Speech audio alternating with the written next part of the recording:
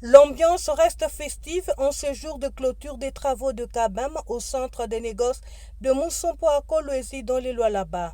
Les exposants, dont la plupart des entrepreneurs, ont saisi cette occasion pour présenter leurs services et contracter les marchés auprès de potentiels clients.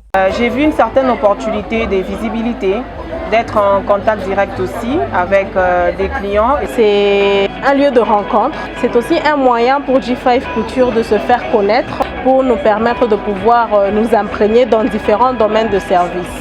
Kabam s'est aussi démontré à la face du monde une nouvelle image de la classe moyenne en RDC qui s'est créée grâce à l'entrepreneuriat de jeunes. Notre souhait, c'est de montrer au monde que la sous-traitance congolaise a une place dans les mines, sur le marché mondial, que la sous-traitance congolaise a cette capacité et cette possibilité de faire mieux. Nous avons représenté la RDC plusieurs fois des concours internationaux de robotique.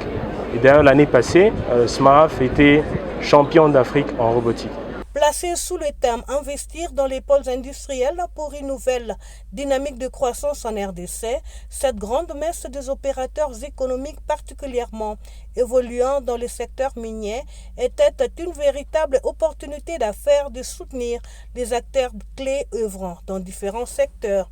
L'avènement de l'ARSP tombe à point nommé pour rencontrer la vision du chef de l'État, celle de créer les millionnaires congolais. La loi nous a donné l'espoir qu'un Congolais peut faire la sous-traitance et il va facilement aussi avoir le marché. Avant la loi, on avait beaucoup de barrières.